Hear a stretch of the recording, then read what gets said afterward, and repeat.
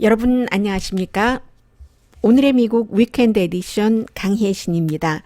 네, 오늘 여러 가지를 전해드리겠습니다만 지금 한국도 굉장히 복잡한 정세지만 위험하기도 하고요. 미국도 마찬가지입니다. 여러 가지가 이제 미국도 한 달, 두 달 사이에 뭔가 변화가 있을 수도 있는 국내 이슈와 관련해서 또 국제 이슈와도 연관돼서요. 그런 분위기가 조금 느껴지고 있고, 일단 지금 만약에 이 방송을 한국에서 듣고 계시는 분들이라면 김정은 위원장, 북한 측에서 또다시 단거리 미사일 테스트를 한 것, 또 지소미아를 한국이 더 이상 연장하지 않기로 한 것에 대한 미국 반응이 굉장히 궁금하실 텐데 이 내용에 대해서는 미국에서 보는 한국 시간에 따로 전해드리겠습니다. 지금까지는 미국에서도 한국에서 이미 번역한 그 이상은 나오지 않습니다. 트럼프 대통령이 김정은 위원장이 또다시 테스트를 한 것에 대해서 어제 오늘의 미국 정규 방송이 끝난 뒤에 일어난 일입니다.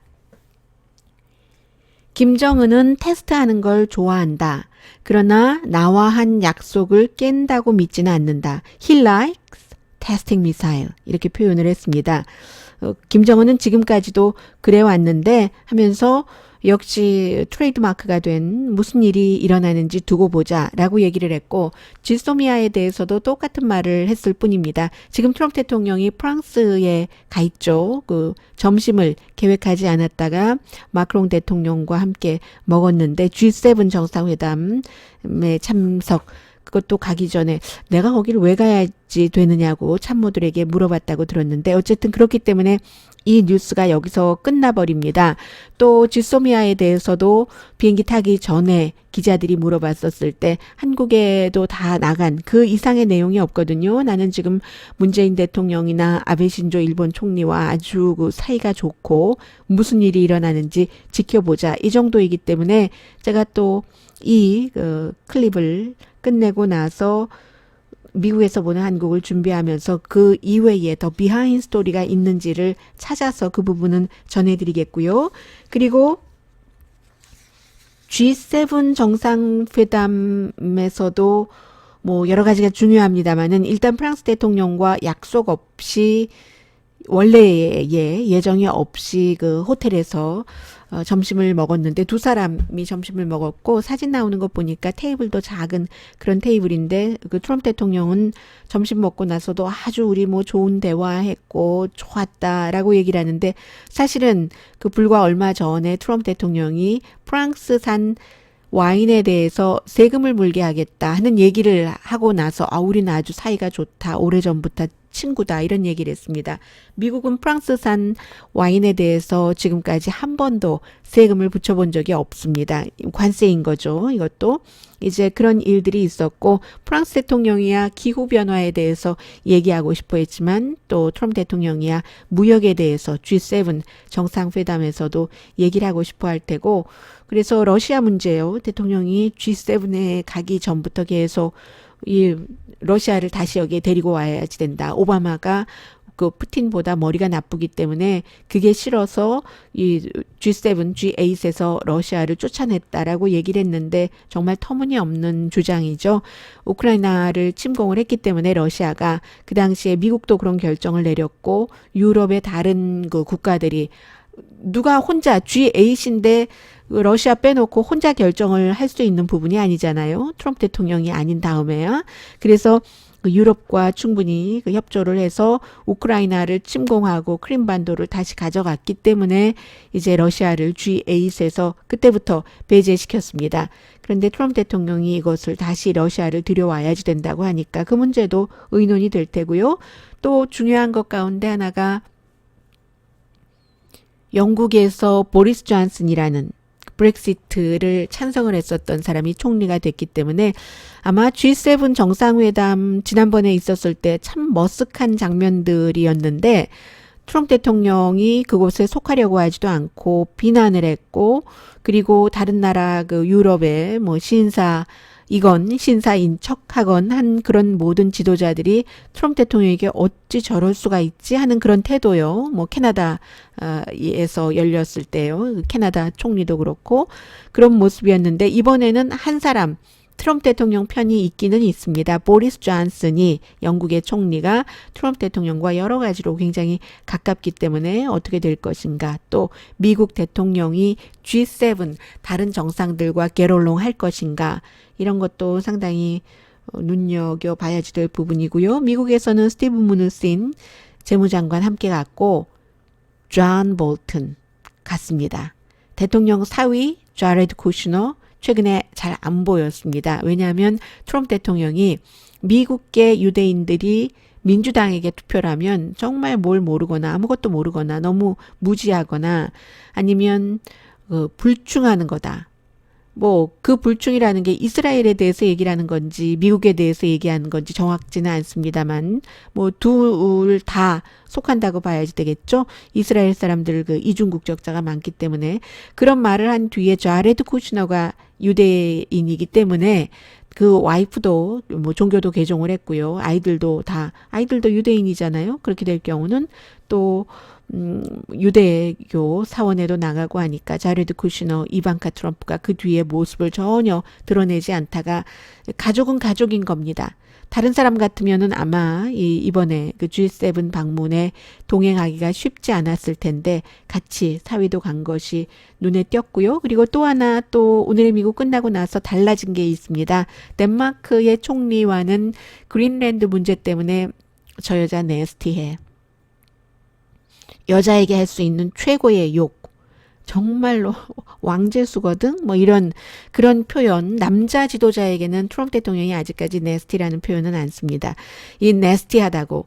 아니 어찌 내가 그린랜드를 사는 것을 검토한다는 얘기가 나왔는데 터무니없다. 그리고 그린랜드의 경우는 이게 그 덴마크, 데니쉬가 아니라 그린랜드에 속한 것이고 그 사람들이 알아서 할 일이다. 왜냐하면 이제 덴마크가 국방을 책임지고 1년에 뭐 약 6억 달러를 5만 6천 명이 인구인 그린랜드에 주고 있기 때문에 이제 그 그린랜드는 그린랜드에서 알아서 하는 거다. 이렇게 얘기를 하고 터무니없다라고 반응을 했더니 대통령이 네스티하다라고 했는데 또 그런 얘기를 했습니다. 이 덴마크의 총리와 대화를 나눴는데 아주 원더풀한 워먼이다. 원더풀 워먼이라고 프레데릭슨 그 총리에 대해서 얘기를 했습니다. 트럼프 대통령으로부터 네스티하다고 하고 그리고 또 그 덴마크 방문을 취소를 했잖아요. 9월 2일, 3일 덴마크 여왕에게 초대받아서 가기로 했었던 그런 것이 뭐 나토 국가이기도 하고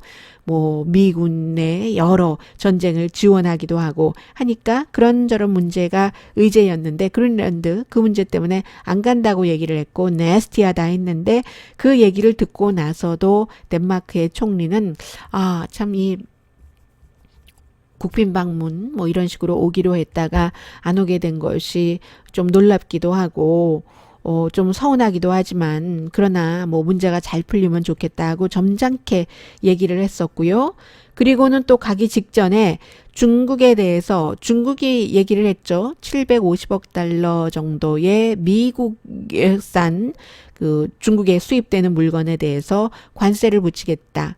미국과 똑같이 어떤 품목은 9월 1일부터 또 다른 품목은 12월 15일부터 뭐 10% 붙이고 전에 임시로 없앴던 뭐 자동차 관세도 붙이기로 하고 이런 얘기를 하니까 트럼프 대통령이 지금까지 중국 물건에 대해서 미국이 최대 관세 붙이는 게 25%입니다. 2억 5천만 달러의 그 중국산 물건에 대해서요. 그런데 추가로 5% 더 붙여서 30%로 하고 그리고 이제 9월 1일, 12월 15일 나누어서 관세를 10% 붙이기로 한 것도 15%씩 하겠다. 이런 발표를 지금 해버렸고요. 그래서 아마 G7 정상회담에서도 많은 유럽 국가들이 이게 미국과 중국과의 문제만이 아니고 그로 인해서 세계 뭐 주식시장이라든가 경제시장이 흔들릴 수 있고 또한 유럽에도 역시 이 같은 그 무역 관세를 적용시킬 수 있기 때문에 이 문제도 많이 의논이 되리라고 봅니다. 다음 주에 이제 주요 뉴스가 이미 나오게 되는 셈이죠. 그리고는 기후변화를 그 주도해 나갔던 프랑스의 그 임마누엘 마크롱 대통령으로서는 이게 그 기후변화와 아마존 8월 19일부터 지금 이제 일주일 넘었고요. 거의 2주일째 타고 있는 아마존에 불이 난 이 부분에 대해서 그건 우리 집이 타는 거와 마찬가지다. 아마존에서 전 세계 그 산소의 20%를 만들어내고 있는데 이렇게 자꾸만 불이 나면은 산소를 만들어내던 아마존이 이산화탄소를 품을 수 있다는 얘기가 되죠. 그러니까 뭐 캐나다의 총리나 프랑스 대통령이나 우리 집이 타는 것과 똑같다. 우리가 뭔가 도울 일이 있을까라고 했을 때 브라질의 그 대통령 아주 그 보수적인 그 자이르 보소나우 대통령이 뭔 소리 하냐 그런 소리 하지도 말아라. 왜냐하면 본인이 공약 자체를 이 아마존을 다 개발하겠다. 이렇게 하고 나서 실제로 환경부 예산을 많이 깎았습니다. 뭐 예를 들어서 환경부의 직원이 27명이다 하면 21명을 해고를 시켰고 기후변화를 믿지 않는 사람이고 그런데 그래서 이제 뭐 목장도 쉽게 그 넓힐 수 있게 해주고 그리고 뭐 벌목도 할 수 있게 해주고 농업 뭐 광업 기타 뭐 기간 산업 그쪽에 또 다 파헤치고 이런 것을 하겠다고 해서 대통령이 됐고 실제로 하다 보니까 사람이 만들어낸 화재다라는 그 전문가들의 지적 세계 사람들의 인식이 있으니까 이 자이르 그 보소나우 대통령이 하는 얘기가 이거 환경보호단체가 저지른 불이야. NGO가. 왜냐하면 NGO의 예산 같은 것도 삭감했고 환경보호 예산을 삭감했고 그리고 뭐 그런 것에 대한 보복인데 정부 나를 나쁘게 보이기에 하기 위해서 그들이 불을 저질렀어. 이렇게 말하다가 또 어떤 때는 농부가 불을 저질렀다고 말하기도 하다가요. 어쨌든 아마존에서 불이 일어나는 게그 지난해 같은 기간에 비해서 85% 많았기 때문에 아 이거 한계점이 아닌가 세계가 그 생각을 하고 있는 거고요. 뭐 그렇죠. 물론 뭐 아마존에서 농부들이 예전에 그 좀 이렇게 일부러 또 불을 놓는 그런 경우도 있죠. 좀 깨끗하게 환경을 하기 위해서. 그렇지만 이번은 뭐 그런 것은 아닌데 85%가 증가했다고 하잖아요. 아무튼 이런 문제들도 G7에서 의논이 될지 모르겠습니다. 의논이 아마 되겠죠. 기후변화 때문에. 그런데 그 하루 전에 NGO가 저지른 방화야 말하자면 그렇게 주장을 했었던 자이르 보소나우. 우리 도움 필요 없어. 이 완전히 이건 브라질 문제인데 주권 침해를 하려고 하는군. 21세기의 식민주의 마인드야. 이런 얘기를 하는데, 뭐, 그런 얘기를 할 수는 있죠. 왜냐하면 그 지금 지도를 보면 미국 아래 뭐 멕시코 있고 그 아래 뭐 엘살바도르 뭐 이런 나라들이 있고 그리고 이제 큰 덩어리로 그 아래에 브라질이 있고 또 더 아래 아르헨티나가 있고 칠레가 있고 하는데 그 멕시코에서부터 그 브라질 사이에 그 오른쪽 그 해안에도 역시 아직도 많은 유럽 쪽에 그 유럽 영국이라든가 이 프랑스가 지배하고 있는 그런 그 섬이 있고 또 그 섬보다 조금 위에 섬이 오면 플로리다주에서 불과 얼마 떨어지지 않아서 이제 푸에르토리코라는 미국령이 있고 하잖아요. 그러니까 21세기의 식민주의 마인드야. 이런 말을 할 수는 있지만 어쨌든 이 브라질의 대통령은 미국 대통령과 좀 비슷합니다. 그 뭐 환경 기후 변화 이런 것을 안 믿고 그리고 또 환경부 예산을 많이 깎고 미국도 마찬가지고요. 뭐 환경부 장관도 뭐 로비스트 환경을 보호하는 것과 반대되는 그런 쪽에서 일한 로비스트를 두고 하니까 조금 비슷한데 어쨌든 G7에서는 그런 얘기가 나와서 미국에서도 다음 주에 당연히 뭐 중요한 문제로 나올 것 같고요. 오늘이 토요일이기 때문에요.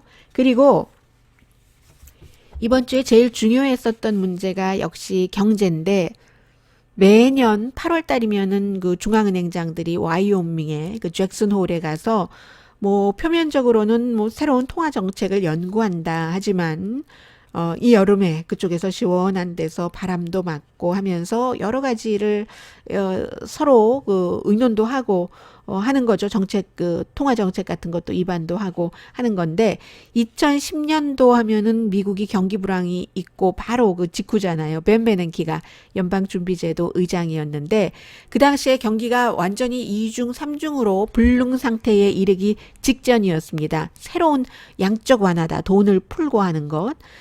그래서 이제 마켓과 경제의 터닝 포인트가 됐는데, 그런 결정도 이 잭슨 홀에서 나온 겁니다. 그래서 그 이후에 아마 어제 그 잭슨 홀에서 그 제롬 파웰 연방준비제도 의장이 무슨 말을 할 것인지를 세계가 가장 그 주목을 기다렸었죠. 그 2010년 이후에. 그랬더니 이 제롬 파웰이 뭐 경제가 단단하기는 하나 아직도 실업률도 좋고 다 좋잖아요. 뭐 일부 경제 쪽에서 먼저 비즈니스 투자 잘 안 하고 이런 것이 올 뿐이지. 그래서 경제가 성장을 하고 있는 것은 분명하지만 불안정해질 수도 있다. 세계 경기도 나쁘고 더군다나 그 미국의 그 무역 정책을 예상을 할 수가 없기 때문에 대통령의 무역 정책을 그 가늠하기도 힘들고 또 그에 따른 반응도 예상하기가 힘들다. 이 정도로 얘기를 했습니다. 그런데 그렇기 때문에 9월 달에 이자율을 또 내린다라는 말을 하지 않았거든요. 이런 얘기는 오히려 했어요. 이자율이 세계적으로 거의 0%가 되면은 중앙은행은 더 이상 쓸 수 있는 카드가 없기 때문에 그래서 이제 더 경제를 확장하는 다른 방안을 모색하는 이런 정도로 얘기를 했습니다. 그랬더니 대통령이 바로 뭐 늘 그렇듯이 연준은 도대체 아무 일도 하는 게 없어. As usual, the Fed did nothing. 이라고 얘기를 하면서 내가 지금 나에게 드는 유일한 의문이 누가 미국의 더 큰 적이지? 제로미 파웰 연준 의장? 아니면 시진핑 중국 국가주석? 여기서 이제 시진핑 중국 국가주석에 대해서는 그동안 계속 친구라고 불렀던 것이 애니미로 적으로 돌리는가 하는 게 나오는 것이고 미국에서 우선 이 말씀부터 드리죠. 시진핑을 이렇게 얘기한 데는 좀 전에 말씀드린 것처럼 중국도 750억 달러 미국산 상품에 대해서 보복 관세죠. 이걸 붙인다. 이렇게 얘기를 했기 때문에 그런 건데 누가 더 큰 적인가? 라고 얘기를 하고 난 다 잘할 수 있다. 뭐 다 잘할 수 있다. 이렇게 얘기를 했고 또 중국의 시진핑에 대해서는 내가 hereby ordered 법에 따라서 명령을 내렸다. 중국에 있는 미국 제조업체들이 대안을 찾아서 중국에서 빠져나오라고 명령을 내렸다. hereby ordered 라고 얘기를 했습니다. 그 미국으로 오면 좋지 않겠는가 이렇게 얘기를 했어요. 그런데 이제 이 두 사람을 적으로 놓고 누가 더 큰 적이냐 하는 얘기잖아요. 그러니까 미국에서 난리가 났었습니다. 어떻게 미국 중앙은행을 시진핑과 비교를 하냐. 더군다나 이 중앙은행이 트럼프 대통령이 지명하고 임명한 사람입니다. 그런데 시진핑은 미국 사람들이 볼 때는 뭐 홍콩에 대해서 그렇고 무슬림에 대해서도 위구르족에 대해서도 한 100만 명을 교화소에 보내고 100만 명을 그런데 보낸다는 게 참 있을 수나 있는 일입니까? 상상하기 힘들죠. 자유세계에서는 종교를 탄압하고 이렇게 두 사람을 비교를 한다는 것 자체가 도저히 있을 수 없다는 게 미국에서의 문제. 많은 사람들이 상식적인 사람들이 상식선에서 생각을 했었던 겁니다. 그리고 대통령이 뭐 여기에 대해서 다시 해명을 했습니다만 그 본인의 주장이 맞다고요.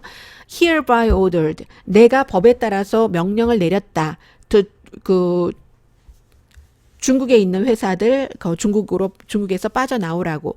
이것을 이제 대통령이 오늘 이런 말을 하기 전까지 거의 모든 전문가가 프리마켓에서 자유시장에서 자본주의 시스템에서 미국 대통령은 판매를 컨트롤할 수 있는 그런 그 권리도 없고 그런 것을 원했던 대통령도 없다. 그래서 대통령이 미국의 연준 의장이 더 큰 적이야, 시진핑 주석이 더 큰 적이야 라고 얘기하니까 주식시장이 엄청나게 내려갔죠.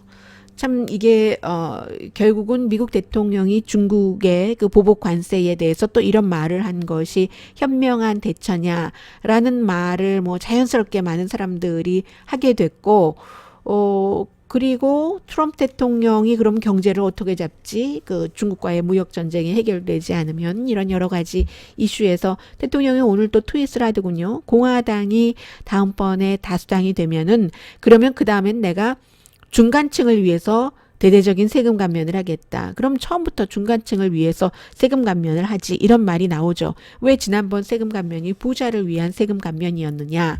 이런 얘기도 지금 나오고 있고요. 그래서 대통령이 미국에서 중국에서 사업을 하고 있는 제조업을 하고 있는 그런 회사에 당장 그 중국에서 빠져나와라 라고 명령을 내렸다고 하는데 그 명령을 내릴 수가 있는가 그 부분에 대해서예요. 대통령이 오늘 얘기를 했습니다. 그랬더니 이제 그 많은 매체가 아니 그게 말이 안 된다. 특히 이제 그 팍스의 크리스 월러스 같은 경우도 그런 식으로 얘기를 하니까 그랬더니 대통령이 얘기하기를 1977년도 인터내셔널 이머전시 이코노믹 이코노믹 뭐죠? 무슨 액트? 프리벤트 액트가 될까요? 파워즈 액트의 액트에 따라서 내가 그렇게 할 수 있다. 상업을 예외적인 국제 비상사태로 나서 그렇게 할 수 있다라고 대통령이 주장을 한 건데 그럼에도 불구하고 뭐 예를 들어 대통령의 백악관 자문인 캘리언 코네이의 남편 조지 코네이도 보수적인 변호사입니다. 이 사람은 대통령을 월터 리드 그 메디컬 센터로 보내야지 된다. 육군 병원 센터로 보내야지 된다. 그리고 의회가 그가 대통령을 할 수 없다고 선언을 해야지 된다. I hereby order. 똑같이 그 조지 커네이가 얘기를 합니다. 법에 따라서 그 화이트하우스 스태프들에게 이렇게 명령을 내린다. 헌법 25조 섹션 4에 따라서 대통령이 이 정도 말하면은 이거는 그 대통령을 할 수가 없는 거다라고 얘기를 하고 있고요.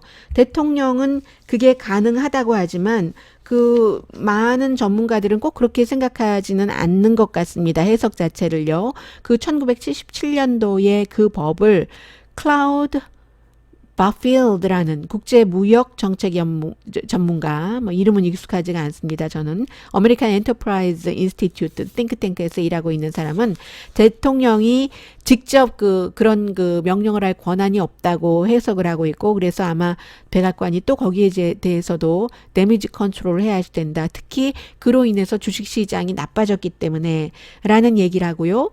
그리고 조지타운 그 법대의 교수고 무역 전문가인 그 제니퍼 힐먼 씨도 이 사람은 이제 그 국제관계위원회에 있는데 반반으로 해석을 했어요.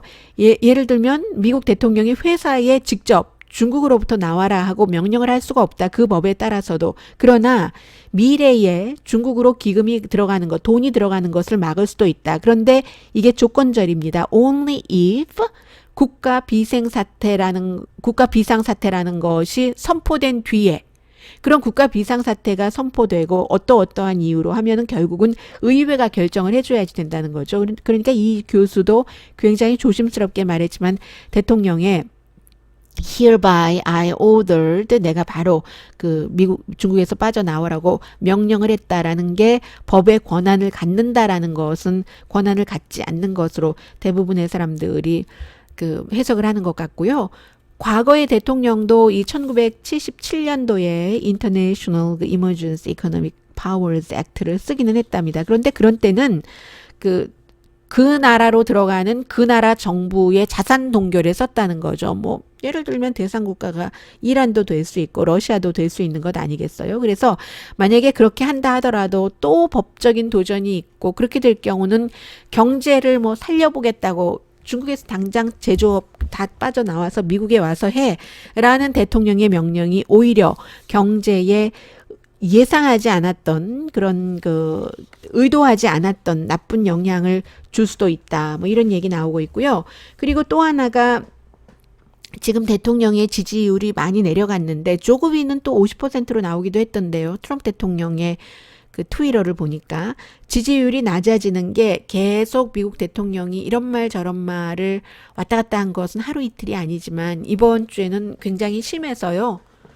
세금 감면도 뭐 하겠다고 했다가 안 하겠다고 했다가 또 하겠다고 했다가 총기 규제도 신원조회를 지지한다고 했다가 내가 언제 그랬냐고 했다가 또 지지한다고 했다가 이게 다 하루 이틀 사이에 일어난 일이거든요. 이런 일들이 잦아지니까 지지한다는 사람이 36%밖에 안 되고 지지하지 않는다는 사람이 62%. 게다 대고 이제 그 예산 적자가 너무나 늘어나서 지금 그 부자 기업과 부자들에 대한 세금 감면을 많이 해줬기 때문에 거치는 돈은 적은데 뭐 그렇다고 과거보다 더 줄어들진 않아요. 그러나 나라의 경제 규모가 매년 커지기 때문에 돈도 늘어나야지 그 전에 썼던 것만큼 쓸 수가 있는데 지금은 그 정도로 안 늘어나고 그러나 뭐 국방비 같은 데다가 많이 쓰고 있기 때문에 아무리 트럼프 대통령이 들어와서 교육기금 많이 교육부에 보내는 거 깎았죠. 그리고 또 국무부, 외무부와 마찬가지인 그것도 뭐 예산을 30% 이상 깎았고 했어도 안 되는 겁니다. 국방비 같은 데다 또 엄청 그 쓰고 있기 때문에요. 이런 일들이 일어나고 미국이 그 예산 적자가 1조가 넘어갈 때가 그 원래 추정했던 것보다도 2년 빨리 온다. 이런 얘기 때문에 지금 지지율이 조금 내려가고 있고요. 너무나 그 대통령이 그 미국식 표현으로 이레틱 한국식 표현으로 하죠. T자 발음해서 굉장히 변덕스러운데 그 변덕스러움이 이제는 위험 순위를 좀 넘어선 것 같다. 그리고 말도 2차 대전 참전용사들에게 메달 주는 자리에 가서 나도 이 메달 받고 싶었는데 우리 그 사람들이 자문들이 그거 그 아이디어가 아니라고 해서 나는 못 받게 됐다. 근데 그런 말을 할 때 사람들이 웃은 사람도 있지만 이제는 점점 예전에는 정말 100% 농담이겠지 하고 다 웃고 그랬거든요. 지금은 그 웃는 사람들이 이런 게 어떤 경우는 진담이고 어떤 경우는 농담 섞인 진담이고 어떤 경우는 완전히 농담인 경우도 있는데 이렇게 연설하는 거 보면 알잖아요. 그런데 이제는 정말로 저거 100% 농담이야 하고 웃는 사람이 줄어들었습니다. 확실히 그것을 이번에 그 참전용사 그 메달 수여식에서도 보여졌고요. 그리고 더군다나 이제 그 이스라엘계 얘기를 하면서 누군가가 아주 그 보수적인 음모론자 라디오 진행자가 트윗한 것을 리트윗했는데 그 리트윗 자체가 이스라엘에 살고 있는 사람들은 나를 킹 오브 이스라엘처럼 이스라엘의 왕처럼 사랑한다. 그리고 뭐 기타 등등. 그리고 재림한 가처럼 나를 사랑한다. 이런 얘기를 하니까 사람들이 눈이 좀 커지는 거예요. 그러다가 결국은 그 중국과의 무역 분쟁에 대해서 I am the chosen one 하면서 하늘을 쳐다본 것. 내가 하늘에서 선택받은 사람이다. 그 일을 하라고. 라고 얘기를 했을 때 사람들이 굉장히 놀랐습니다. 그런데 이 방송을 듣고 계시는 많은 한국 분들도 그런 얘기들 하시잖아요.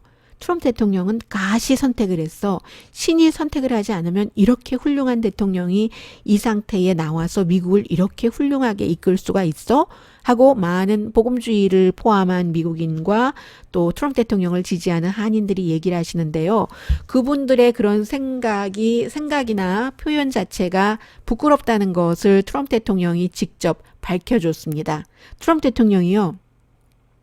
사람들이 나는 선택받았어 하고 하늘을 이렇게 쳐다보는데 그러고 나니까 이거 진짜 정도가 점점 심각해져. 오죽하면 그 켈리언 커네이의 남편인 조지 커네이는 육군병원에 가서 진단받아야지 돼. 뭐 이런 얘기까지 하잖아요. 어제 애틀란틱의 한 기자도 만약에 트럼프 대통령이 요즘에 하는 행위 같은 것을 비행기 조종사가 한다면 항공사가 가만히 둘까.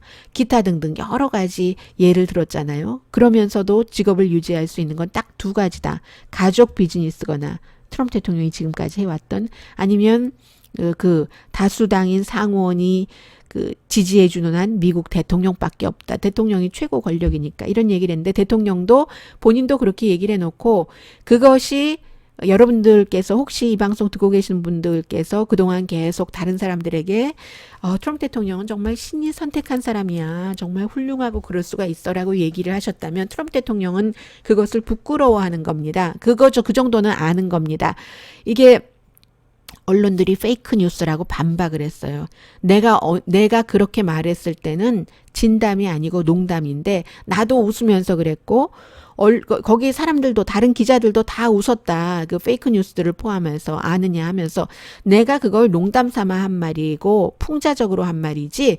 그런데 그걸 갖다가 내가 정말 메시아가 온 것처럼 이렇게 했다고 가짜 언론들이 퍼뜨려? 라고 얘기를 한 것으로 보면은 트럼프 대통령도 그 말이 내가 선택받은 사람이야 라는 말을 해서는 안 됐어야지 된다는 것을 뒤늦게 안 거죠. 그런데요. 다 요즘은 비디오 테이프 있잖아요. 저는 뭐 그날 그 기자회견을 처음부터 끝까지 다 봤습니다만 트럼프 대통령이 절대로 농담 삼아 한 말 아니거든요. 잠시 들려드리겠습니다. 화면을 보면은 잘 아실 텐데 그게 트럼프 대통령이 보통 때 좀 전에 말씀드린 것처럼 정말로 농담 섞인 진담 아니면 또 하나가 뭐죠? 진담.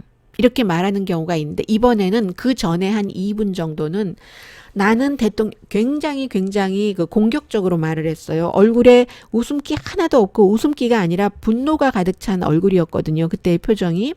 내가 빌 클린턴이 아니었다면 오바마가 아니었다면 대통령직을 더 편하게 할 수 있었을 것이다.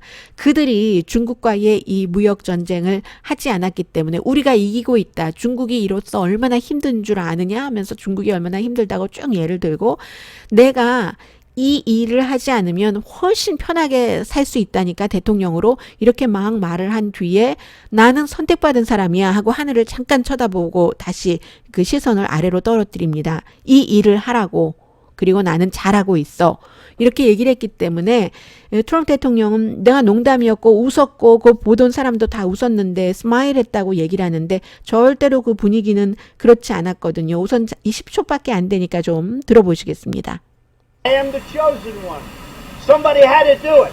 So I'm taking on China. I'm taking on China on trade. And you know what? We're winning. 네. 그래서 이제 이런저런 일들로 처음에 이제 트럼프 대통령이 될 때 과연 그 대통령직을 할 만한 캐릭터인가 이것을 많이 중요하게 생각을 했었는데 그게 이번 주에 한껏 드러났었던 며칠이다라고 말씀을 드리고요. 그래서 어쩌면 내년의 대선에서 트럼프 대통령의 그 정책이 포커스가 될 것인가 아니면 다시 대통령으로서의 캐릭터 같은 것 지금 세계 다른 나라와 사이가 너무 나빠졌기 때문에 차기 대통령이 와서 이것을 또다시 선을 엮을 수 있는 부분이 있고 아니면 시간이 걸릴 수 있는 부분이 있고 그로 인해서 다시 선을 엮자니 이제는 상황이 역전돼서 미국이 그 나라에 비해서 더 약한 위치가 될 수도 있고요. 지금 미국에서는 그런 것들을 많이 걱정하고 있고요. 또 그 사이에 오늘은 또 마이크 펜스 부통령 측에서 니키 헤일리 유엔 주재 미국 대사 아주 여성이면서 때로는 여성에 대해서 트럼프 대통령이 험한 말할 때는 그건 아니다라고도 얘기를 하다가 이제 아주 우아하게 적당한 시기에 유엔 대사 자리를 물러났죠. 미국의 지금 공화당 가운데서 트럼프 대통령 시절에 이 일을 했는데 다음에 아주 확실하게 떠오를 수 있다 하는 분명한 인물은 2명입니다. 나이로 보나 여러 가지 본인이 처신한 것으로 보나 폴 라이언과 니키 헤일리. 폴 라이언도 니키 헤일리도 트럼프 대통령과 사이가 아주 나쁘지는 않으면서 그러나 대통령이 원하는 대로 다 무조건 복종하지도 않았고 적절한 시점에 미래를 보면서 살짝 빠져나오는 거죠. 두 사람 다 50이 안 됐습니다. 폴 라이언은 50 안 된 거 분명한데 니키 헤일리도 40대인 것 같아요. 그래서 이 두 사람인데 마이크 펜스 부통령 측에서 지금 니키 헤일리가 내년 재선에서 부통령 후보가 되려고 뭔가 예를 들면 행동을 하기 시작했다 하면서 컴플레인을 하는가 봅니다. 그랬더니 니키 헤일리는 절대로 나 그런 일 없다. 그런 일 없다. 이렇게 얘기를 하고 있고요. 그 사이에 민주당에서는 정말로 조 바이든 부통령은 또 뭔가를 또 말 실수를 한 것 같던데 뭐라고 했다고 하던가요? 오바마 대통령이 만약에 암살을 당했다면 어쩔 뻔했나 뭐 이런 얘기를 했다는 것 같은데 제가 정규 방송 같으면 여기까지 알고 말씀 안 드리는데 유튜브라서 말씀을 드렸습니다. 그 부분은 또 제가 정규 방송 시간에 다시 더 자세히 알아서 전해드리겠고요. 그리고는 뭐 이런 모든 부분에 트럼프 대통령은 경제와 다 엮여 있기 때문에 이런저런 그 좀 정서적으로나 아니면 대통령스러움이나 이런 것들이 부족하다 하더라도 경제가 계속 잘 가주면 좋을 텐데 그 시진핑 중국 국가주석이 트럼프 대통령을 경제 이슈에 있어서는 목을 쥐고 있다라고 보는 사람들이 많습니다. 왜냐하면 시진핑은 마음대로 할 수 있는 것이 있고 트럼프 대통령은 지금 한계가 있고 하니까 시진핑이 트럼프 대통령이 또다시 5%를 더 올린다고 하니까 시진핑도 그냥 가만히 있겠어요? 뭔가를 일을 하겠죠. 그래서 시진핑으로서는 큰 목표는 중국이 미국을 앞서는 것. 그러려면 미국을 우선 약화시켜야지 되는데 약화시킨다는 것이 국민이 분열되는 것인데 트럼프 대통령이 재선되면 미국 국민은 지금보다 더 분열된다는 것을 시진핑 중국 국가주석은 잘 알고 있습니다.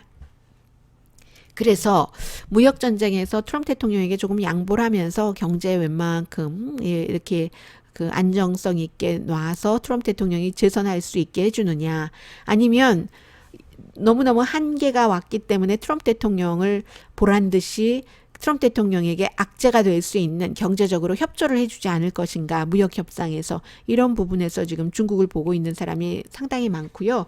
그리고 이 부분은 제가 유튜브니까 말씀을 드립니다. 한국과 미국이 좀 공통점이 있는 것이 물론 트럼프 대통령도 잘하는 것도 있고 못하는 것도 있고 문재인 대통령도 잘하는 것도 있고 못하는 것도 있는데 두 나라 대통령이 전부 제가 이제 미국에서 봤었을 때 지금까지 역대 미국 대통령들은 한 번도 하지 않았던 것을 공개적으로 한다는 것이 보여지거든요. 미국 지금까지 역대 대통령은 한 번도 자신을 지지해주지 않는 사람들에 대해서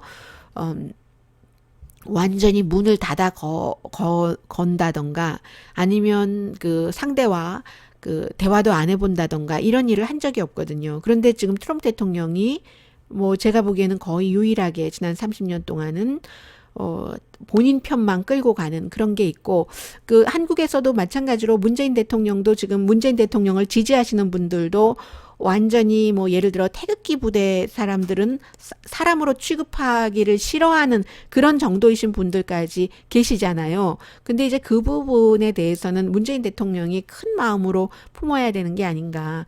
이 태극기 부대도 한국 사람이고 트럼프 대통령을 싫어하는 미국의 민주당원들도 미국 사람이잖아요. 대통령은 어차피 다 포용하고 갈 수밖에 없는데 지금 미국에서 저는 뭐 한국에 대해서도 어떤 투표권도 없고 미국에 대해서도 민주당도 아니고 공화당도 아니거든요. 지난 선거에도 뭐 트럼프도 안 찍었고 힐러리 클린턴도 안 찍었고 그렇기 때문에 그랬다는 것은 제가 뉴스를 하는 사람이기도 하고 제3지대에서 일어나고 있는 현상을 바라보고 싶어 하는 저의 그 마음이잖아요. 누구에게 투표도 하지 않고 뭐 이렇게도 저렇게도 하는 그런 시각에서 볼 때는 지금 트럼프 대통령의 그 민주당을 완전히 떼놓고 가는 것도 그렇고 한국에서 태극기 부대와 태극기 부대가 아닌 사람들이 도저히 우리는 섞일 수가 없다라고 생각하는 것 이것을 정치인들은 큰 마음으로 품어야지 된다. 지금 현재 정권이 태극기 부대의 반대 정권이니까 현 정권이 태극기 부대까지도 품어야지 된다. 이런 그 생각이 있거든요. 미국에서 트럼프 대통령을 지지하지 않는 사람들이 다 이민 가서 다른 나라에서 살 것 아니고 한국에서 문재인 대통령을 지지하지 않는 태극기 부대들이 다 한국을 빠져나와서 외국에서 살 것 아니잖아요. 이제 그런 점이 좀 생각났고요. 그리고 또 하나가 FBI의 앤드류 맥케이브라고 21년 정도 다녔는데 이 사람이 뭐 며칠만 더 다니면 완전히 은퇴연금의 수준이 달라지는 건데 트럼프 대통령이 그게 미워서 그 며칠 전에 제프 세션스라는 법무장관을 시켜서 이 사람을 해고를 해버렸습니다. 이 사람 다 커서 그 일해본 것이 그 FBI인데요. 그 이유는 아주 간단하죠. 제임스 코미와 관련자다. 그의 끈앞풀이다라는 것. 그리고 이 앤드류 맥케이브가 그 뭐 FBI가 러시아 관련 수사를 하고 이럴 때 뭐 지금도 흔히 있는 일이에요. 백악관에서도 많이 그 리크되고. 그러나 이것이 공정하지는 않은 일이고요. 이 러시아 관련 그 조사에 대해서 월스트리트저널이라든지 이런 언론에 뭔가 내용을 흘렸다. 리크를 했다. 본인은 뭐 아니라고 하지만 어떤 부분 인정한 것도 있고요. 그래서 이제 해고를 했는데 해고가 부당해고라고 지금 고소를 했거든요. 본인 불과 며칠밖에 안 남았는데 그 많은 연금 받는 것을 못 받게 하기 위해서 며칠도 아니에요. 그 뭐 불과 몇 시간이었던가 아무튼 뭐 좀 그렇거든요. 그래서 이 사람이 그 소송을 한 이유는 정치적으로 본인에게 복종하지 않으면 해고를 시켰다. 이건 그렇다 하고 했는데 이 사람이 어제 CNN에 딱 등장을 한 거예요. 컨트리뷰러로. CNN에 이제 정치에 대해서 본인의 의견을 얘기를 하고 해설도 해주고 해서 FBI에 대해서 어제 얘기를 했는데 좀 다혈질은 아니고요. 보니까 아직까지는 점잖고 좀 구태여 말하자면 막 주장을 한다기보단 좀 샤이한 스타일이요. 앤드류 맥케이브가 어제 그랬습니다. 그래서 첫 데뷔를 했더니 미국에서 뭐 많이 비난을 했죠. 거봐라, 이 CNN 페이크 뉴스인 줄 알아. 뭐 이렇게 비난을 했는데 사실은 같은 날 그 세라 허캅이라는 전 백악관의 대변인도 팍스의 컨트리뷰러로 간다고 발표가 됐습니다. 그러니까 이것은 그 똑같은 거예요. 레프트에서는 라이트를 비난하고 라이트에서는 레프트를 비난하고 세라 허캅이는 아마 팍스에 나가서 잘 그 인지도를 쌓고 본인의 여러 가지를 높인 뒤에 또 정치인으로 나가겠죠.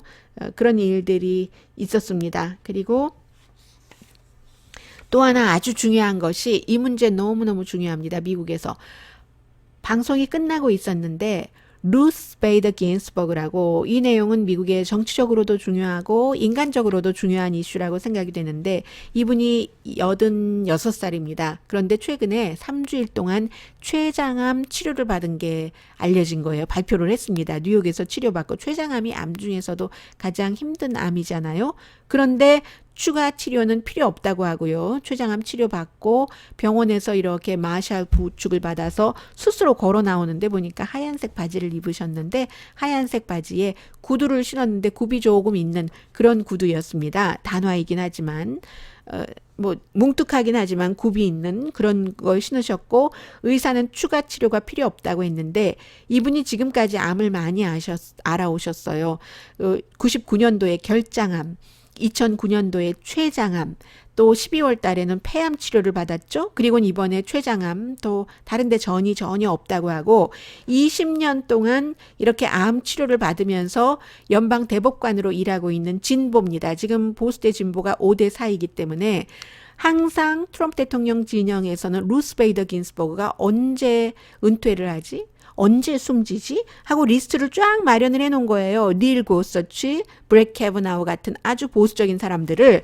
그런데 루스 베이더 긴스버그 같은 사람은 미국에서 이제 가장 연방 대법관으로 오래 그 일했던 사람이 지난 얼마 전에 숨졌는데 96세였는데 90세 때 본인이 뭔가 이제는 안 되겠다 해서 이제 그분이 이제 숨지셨고 90세 때 은퇴했기 때문에 항상 루스 베이더 긴스버그가 나도 5년은 남아있다. 지금 86세잖아요.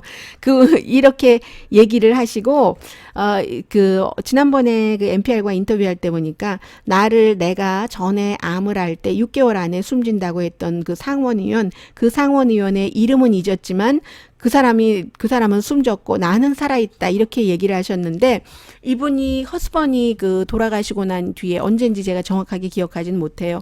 너무너무 날마다 그립다고 얘기를 하셨어요.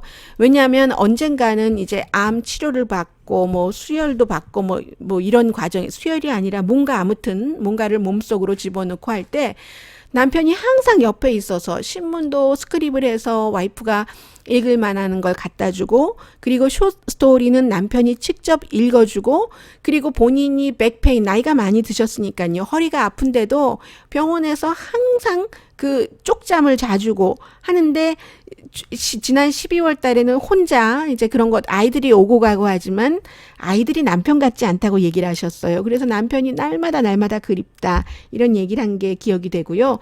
이분은 인간적으로 다른 사람들이 정말로 금방 숨진다 했는데도 20년을 몇 번을 지금까지 4번이잖아요. 암에 대한 뭐 방사는 그 화학 치료도 받고 또 그 떼내는 종양을 떼내는 수술도 받고 하면서 86세인데도 현업에서 난 5년은 더라고 얘기하시니까 이제 그런 게 와 닿고요.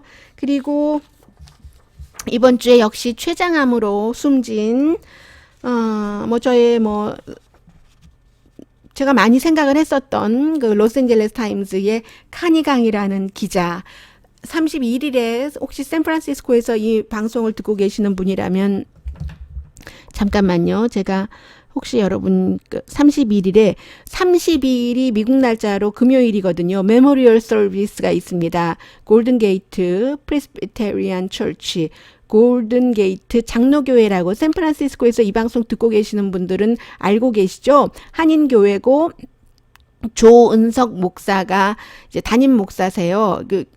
여기 로스앤젤레스에서는 카니강이 역시 장로교회인데 미국 교회를 다녔거든요. 헐리우드에 있는.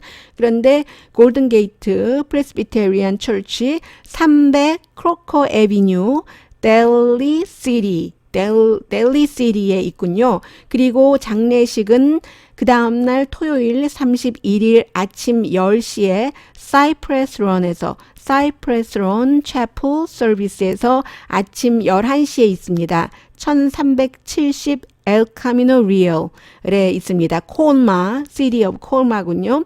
1370 엘 카미노 리얼 콜마에 있는 사이프레스 론에서 이제 그 장례식이 있고 메모리얼 그 서비스는 그 전날 있습니다. 이 카니강이 제가 이렇게 이분이 세상을 떠나고 보니까 그분이 지금까지 썼던 모든 기사도 다시 읽어보게 되고 특히 하나 미국 사람들에게 뭐 429 웃도로 저는 이제 웃도로 때문에 제가 방송하는 것을 LA타임스에서 취재를 해서 알게 됐는데 LA타임스 기자였으니까요. 이 카니강이라는 사람은 미국에서 한국인으로서는 미국 주요 그 매체에서는 뭐 거의 처음 일했다고 생각하시면 되는 분이고요. LA타임스 전에 샌프란시스코 크로니클, 샌프란시스코 이그제미너에서도 일을 하셨는데 4.29 폭동이 일어나서 로스앤젤레스 타임즈에서도 한국말도 할 수 있는 기자가 필요했고 또 카니강도 그런 것을 느껴서 어머니 아버지 거기 계시는데도 동생도 거기 있는데 로스앤젤레스에 와서 회사가 로스앤젤레스 다운타운에 있거든요. 로스앤젤레스 타임즈가. 그래서 다운타운에서 아주 가까운 벙커힐이라는 곳에 콘도미니엄을 마련을 하고 그리고 이제 취재를 다녀서 4.29 이후에는 8년 이후에 이분들이 얼마나 아직도 고통을 받고 계시는가, 어느 정도로 제기를 하셨나, 이런 것도 얘기를 했고, 웃도로 징용 문제는 굉장히 많이 보도를 했었고요. 또 한국 사람들의 문화, 뭐 언어, 이런 것을 말하면서 카니강이 어떤 얘기를 했냐면, 하면은 한국 사람들은 4가지로 얘기를 한다고요. 귀하. 저는 처음에 이거 보면서 한참을 생각했어요. 왜냐하면 카니강은 항상 한국말을 할 때 한글 언어를 얘기할 때 미국 사람들에게 발음 나는 대로 제일 처음 기사를 썼던 사람이거든요. GWIHA. 귀하. 당신. DANGSHIN. 자네. JAHNA. 너. 이렇게 4가지로 얘기를 한다는 거예요. 제가 이 기사를 다시 읽으면서 그 당시에 로스앤젤레스 타임즈의 컬럼 1이라고 기획기사 일면에 아주 잘 내쫓는 뭐 그런 기사였는데 그 기획기사를 많이 썼어요. 카니강이. 그래서 제가 방송을 하면서 지금까지도 뭐 마음속에 잠재의식 속에 그런 건 있었겠지만 앞으로도 지금 이 방송을 들어주시는 여러분들을 귀하, 당신, 자네, 너 이런 상황이 되실 분들이 모두 있잖아요. 그리고 제 마음가짐 자체도 귀하, 당신, 귀하면은 높게 모시고 당신하면 아주 정말 사랑스러운 관계고 자네 저보다 조금 어리지만 친숙하게 부르는 거고 너 정말 여러분과 제가 친구가 될 수 있는 이렇게 방송을 해야지 되겠다 하는 날까지라고 생각을 했고요. 또 하나는 그동안 잊고 있었는데 카니의 아주 절친한 친구랑 그 오늘 아침에 그 통화를 하면서 그분들은 저보다 나이가 많죠. 훨씬 76세시니까 통화를 하면서 자동차 얘기가 나왔는데 카니가 아직도 그 자동차를 타고 다니는다는 걸 제가 모른 거예요. 왜냐하면 자동차가 있어도 이 카니강은 부자거든요. 그렇긴 한데 돈이 없어서 자동차를 안 산 게 아니라 운전을 싫어해요. 자동차는 근데 몇 대예요. 지금 세 대예요. 본인은 이 세상에 없지만 샌프란시스코에 한 대 있고 여기 두 대 있고 하는데 그게 무슨 사치스럽게 그렇게 된 게 아니라 가족이 숨지니까 그 차가 그대로 있었고 또 동생 숨져서 동생 차가 그대로 여기에 있는 거고 하는 건데 이분이 자동차는 많아도 자동차 타는 거 싫어하고 프리웨이는 뭐 거의 안 타시고요.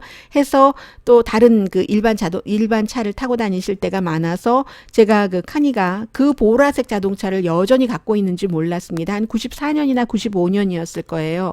볼보가 크고 안전하다고 이분은 볼보를 선택을 하셨는데 지금은 좀 그런 자동차의 색깔도 있을 수 있으려나 지금도 보라색 많지 않아요. 그 보라색 제가 정확하게 기억하는 보라색을 너무 좋아해서 보라색 자동차를 주문을 해서 산타모니카에 있는 딜러까지 로스앤젤레스에서 몇십 분 걸려서 저랑 같이 자동차를 타고 갔거든요. 거기 사인하고 해야 되니까. 그런데 아직도 그 보라색 자동차가 그 카니에 있다는 거예요. 올 가을에 미국에서 유행색이 보라색이거든요. 뭐 몇 가지 색 가운데 하나가 라벤더 컬러의 보라색도 있고 하는데 그 점은 변함없이 수십 년이 지났는데도 그 변함없는 것과 귀하 당신 자네 너의 유 이런 마음으로 여러분들과 함께 제가 방송을 하는 한 최선을 다해야지 되겠다. 이 카니강의 최장암으로 숨진 그런 것을 생각하면서 저도 다짐을 해봤고요. 오늘의 미국 위크엔드 에디션 여기서 마치겠습니다. 강혜신이었습니다. 미국에서 보는 한국 시간에 다시 뵙겠습니다.